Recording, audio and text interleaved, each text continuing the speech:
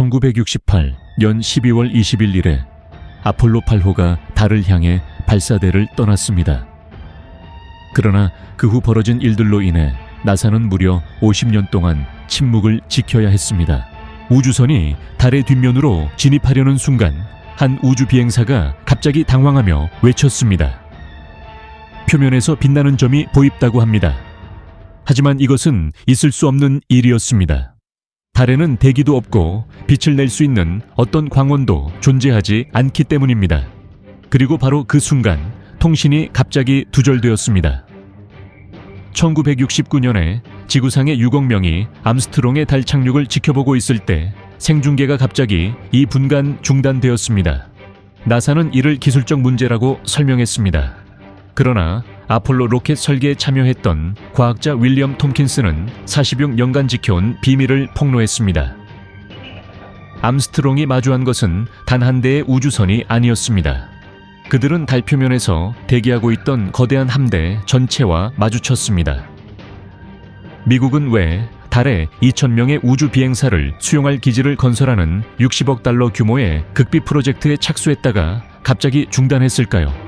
그 미스터리한 2분 동안 도대체 무슨 일이 벌어진 걸까요? 그리고 외계 생명체가 암스트롱에게 전한 경고 메시지는 무엇이었기에 나사가 전체 프로그램을 취소해야 했을까요?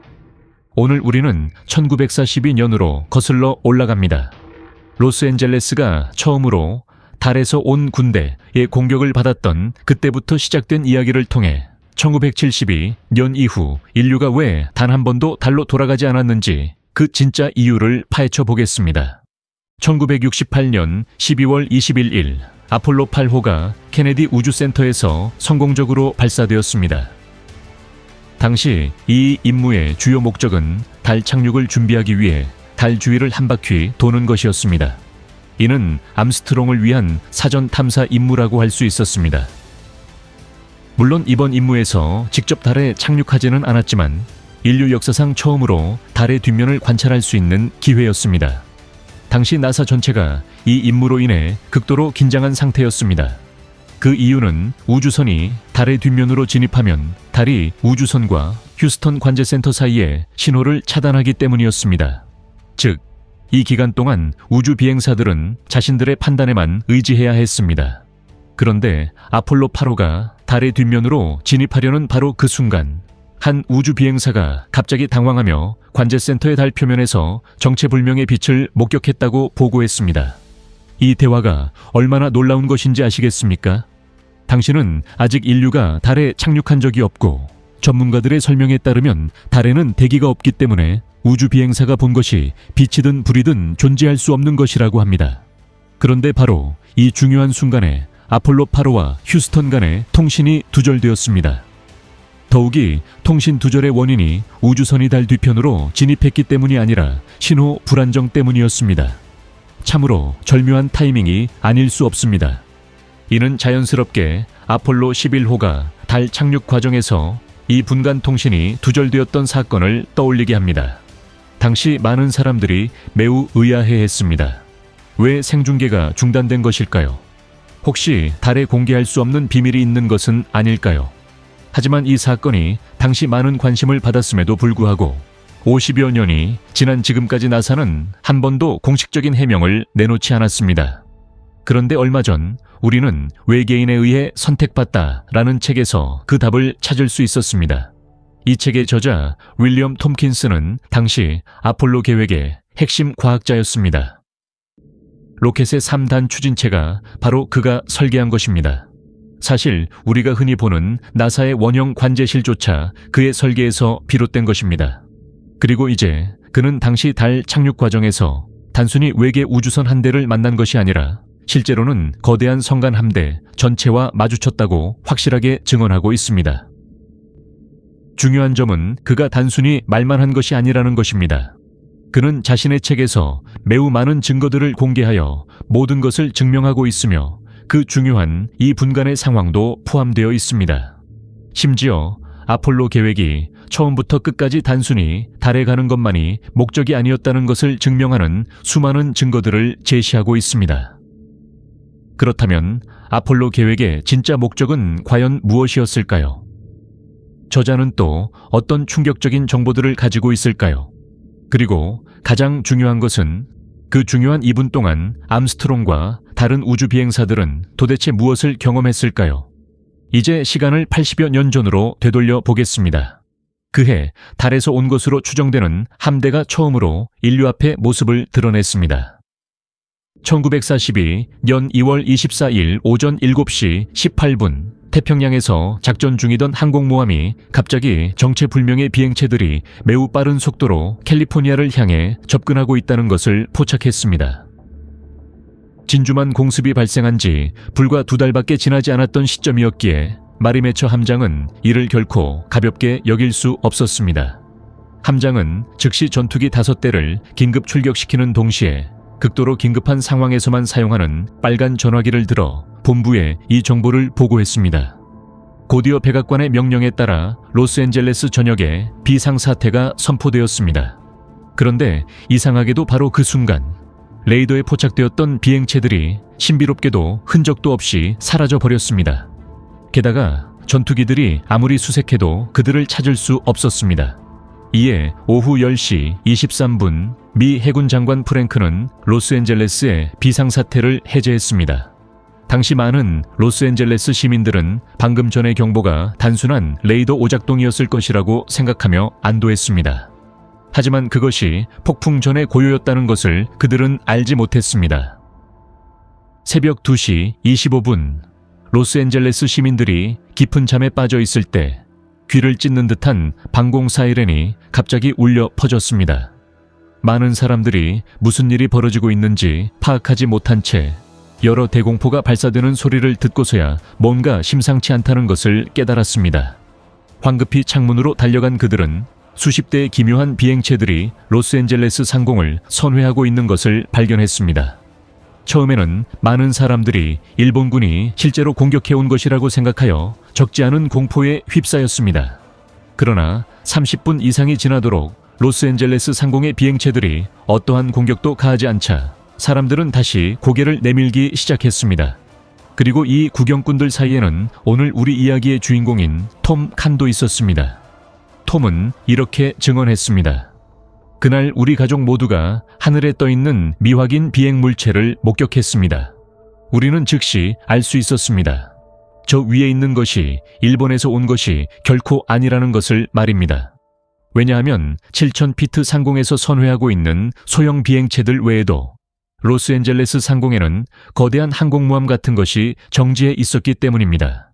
저는 그 작은 비행체들이 모두 이 모함에서 나온 것이라고 확신했습니다. 미군도 그것을 발견했고 그래서 탐조등을 집중적으로 비추는 동시에 여러 발의 대공포를 그것을 향해 발사했습니다. 당시 목격한 모든 시민들이 충격을 받았지만 놀랍게도 아무도 두려워하지 않았고 심지어 비명을 지르는 사람도 없었다고 합니다. 그러나 우리의 침착함과는 대조적으로 군대는 마치 뜨거운 프라이팬 위의 개미처럼 분주했는데 군용 트럭들이 우리 집 앞을 끊임없이 지나갔고 대공포는 한순간도 멈추지 않았다고 합니다. 새벽 3시 30분이 되어서야 거대한 모함이 사라졌고 그제야 대공포 사격이 멈췄다고 합니다. 다음 날 아침 우리가 잠에서 깨어났을 때 모든 언론이 이 사건을 다루고 있었습니다. 그들은 이를 로스앤젤레스 전투라고 불렀지만 사실 이것은 전투라고 할 수도 없었습니다. 하늘에 있던 그것들이 단 한 번도 방역하지 않았기 때문입니다. 뿐만 아니라 로스앤젤레스라는 표현도 정확하지 않다고 생각합니다. 왜냐하면 그날 밤 로스앤젤레스 시내뿐만 아니라 남부 캘리포니아 전역에서 그것을 목격할 수 있었기 때문입니다. 이를 통해 그 물체가 얼마나 거대했는지 짐작할 수 있습니다. 미군의 공식 발표에 따르면 당시 수천 발의 대공포를 발사했지만 단 한 대의 비행체도 격추하지 못했다고 합니다. 그러나 저자의 주장에 따르면 실제로 미군은 이 부분에서 국민들을 속였다고 합니다. 진실은 전투가 끝난 지 10시간이 넘어서 미 해군이 해안에서 추락한 비행체를 인양했다는 것입니다. 심지어 그 안에서 2구의 생명체 시신까지 발견했다고 합니다. 이에 미군은 마침내 전날 밤 로스앤젤레스를 혼란에 빠뜨린 주체가 일본이 아니라 지구 밖에서 온 존재라는 것을 깨달았습니다. 저자에 따르면 로스앤젤레스 전투는 인류 역사상 외계 생명체의 존재를 확인한 최초의 사건이었으라고 합니다. 당시는 그 유명한 로즈웰 UFO 사건조차 발생하기 전이었기 때문에 눈앞에 놓인 시신을 어떻게 처리해야 할지 전혀 알 수 없었습니다. 당시 해군 장관이었던 포레스탈은 직접 보고서를 루스벨트 대통령에게 전달했고 대통령의 승인을 받아 외계 생명체의 구조를 연구하기 위한 비밀 부서를 긴급히 설립했다고 합니다. 그러나 당시 미국의 목적은 단순히 외계인의 시신을 연구하는 것만이 아니라 로스앤젤레스 전투에서 외계인들은 자신들의 기술이 매우 앞서 있다는 것을 너무나 명확하게 보여주었습니다. 만약에 그들이 정말로 적대적인 의도를 가지고 있다면 인류는 승산이 전혀 없어 보였고 이러한 결과는 미국으로서는 받아들이기 어려운 것이었습니다. 시간은 빠르게 흘러 1956년이 되었고 당시 미국은 외계 생명체가 실제로 존재한다는 것을 확인할 충분한 증거를 확보했습니다. 아이젠하워 대통령은 즉시 마제스틱 12라는 극비 계획을 승인했습니다. 이 계획의 핵심 내용은 12명으로 구성된 특별 조직을 설립하는 것이었습니다. 그들의 목적은 외계인과 관련된 모든 문제를 처리하는 것이었습니다. 더욱이 당시 미국 법률 규정상 일반 국민이 접근할 수 있는 최고 권한자는 대통령이었지만 마제스틱 12의 구성원들은 아이젠하워 대통령의 관리를 받지 않았습니다. 오히려 대통령이 마제스틱 12에 업무를 보고해야 했는데 이를 통해 당시 대통령이 외계인 문제를 얼마나 중요하게 여겼는지 알 수 있습니다.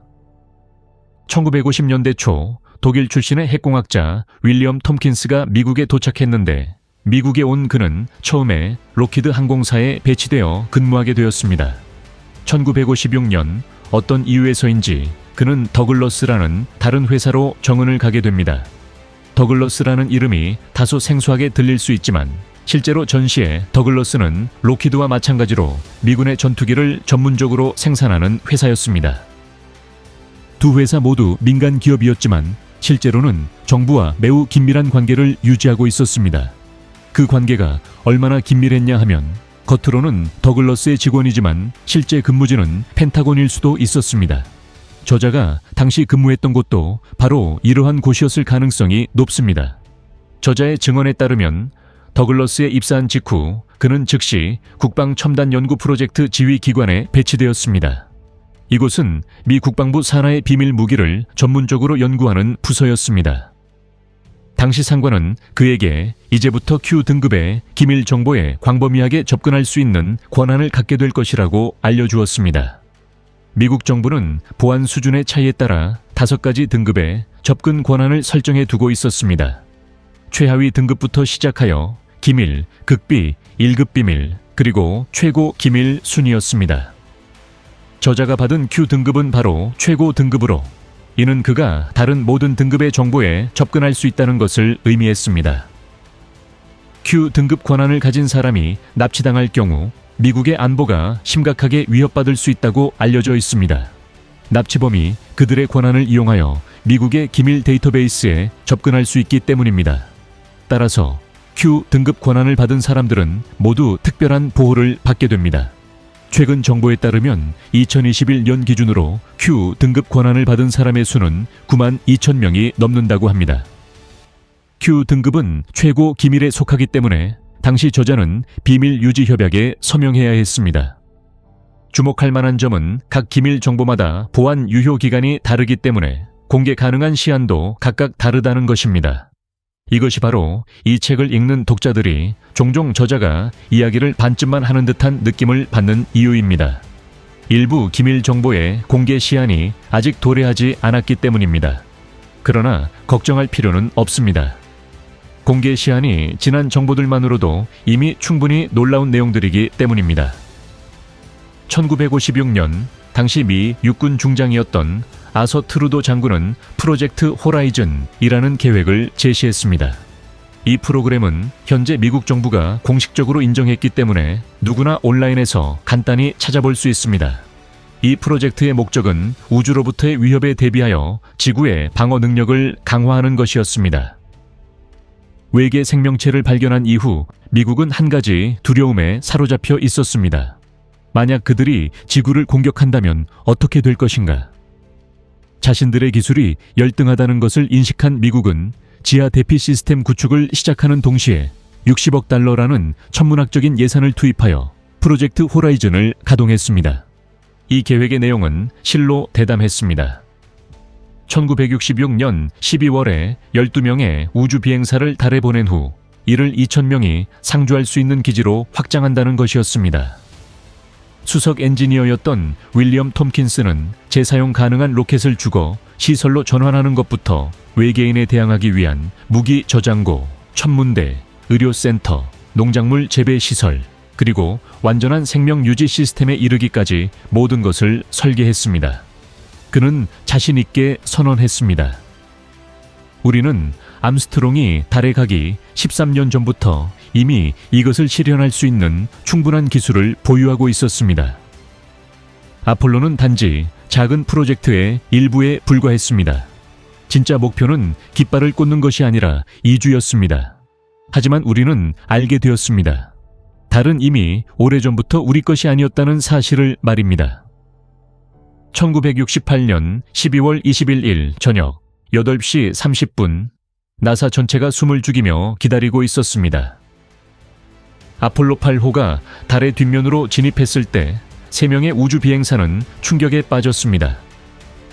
표면에서 수없이 많은 빛들이 깜빡이고 있었습니다. 켜졌다 꺼졌다를 반복하면서 말입니다. 그와 동시에 기묘한 검은 점들이 지표면 위를 이동하고 있었습니다. 윌리엄 톰킨스에 따르면 그것은 바로 외계의 우주선이었습니다. 다만 아폴로 8호가 아직 너무 멀리 떨어져 있어서 명확하게 볼 수 없었을 뿐이었습니다. 휴스턴은 패닉 상태에 빠졌습니다. 우주선에 탑승한 3명의 생명이 고도의 위험에 처해 있었습니다. 그들은 긴급 명령을 내렸습니다. 가까이 접근하지 마시오. 지구에서 이것을 보게 해서는 안 됩니다. 수없이 많은 회의를 거친 끝에 나사는 아폴로 계획을 계속 진행하기로 결정했습니다.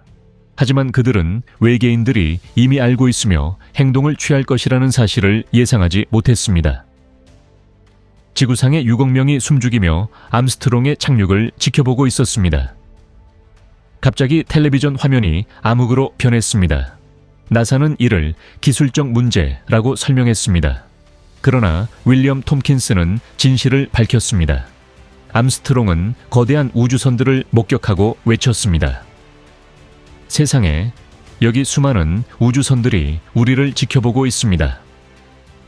나사는 의도적으로 승무원들에게 이 정보를 숨기고 가장 안전한 착륙 지점을 선택했습니다.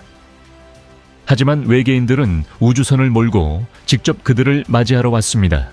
그래서 급히 생중계를 중단해야 했던 것입니다. 착륙 후 암스트롱은 화산 분화구 주변에 6대의 거대한 우주선을 발견했습니다. 그는 360도 전체 파노라마 사진을 촬영했는데 이 사진들은 이후 나사에 의해 최고 기밀로 분류되었습니다. 이것이 바로 암스트롱과 동료들이 기자회견에서 매우 침울해 보였던 이유입니다. 그들은 진실을 알고 있었지만 침묵해야 했던 것입니다. 그리고 외계인들은 명확한 경고 메시지를 보냈습니다. 사진 몇 장 찍고 돌멩이 몇 개 주워서 집으로 돌아가시오. 그리고 다시는 돌아오지 마시오. 나사는 더 이상 선택의 여지가 없었습니다. 예정되었던 후속 비행들이 취소되었습니다. 프로젝트 호라이즌은 연기처럼 사라졌습니다. 그리고 46년간의 침묵 끝에 윌리엄 톰킨스는 진실을 공개하기로 결심했습니다. 지구상의 모든 사람들은 달에서 실제로 무슨 일이 일어났는지 알 권리가 있습니다. 윌리엄 톰킨스의 이야기는 인류에게 수많은 큰 의문들을 남겼습니다. 과연 달은 인류가 발을 딛기 전부터 이미 주인이 있었던 것일까요? 1969년에 그 유명한 이 분간의 중단이 정말로 외계 생명체와의 조우를 감추기 위한 것이었을까요? 그리고 가장 중요한 것은 이것이 1972년 이후 인류가 단 한 번도 달로 돌아가지 않은 진짜 이유일까요? 많은 사람들은 이것이 단순한 음모론에 불과하다고 믿습니다. 나사가 아폴로 프로그램을 중단한 것은 단지 예산이 소진되었고 미국이 우주 경쟁에서 소련을 이긴 후 대중의 관심이 사라졌기 때문이라는 것입니다. 하지만 적지 않은 사람들이 의문을 제기합니다. 왜 255억 달러, 현재 가치로 2,800억 달러에 해당을 투자한 국가가 성공을 거둔 직후 달 정복이라는 목표를 그토록 쉽게 포기했을까요? Q 등급 보안 허가를 받았고 46년간 극비 프로젝트에서 일했던 윌리엄 톰킨스는 자신의 경력과 명성을 걸고 이러한 정보들을 공개했습니다.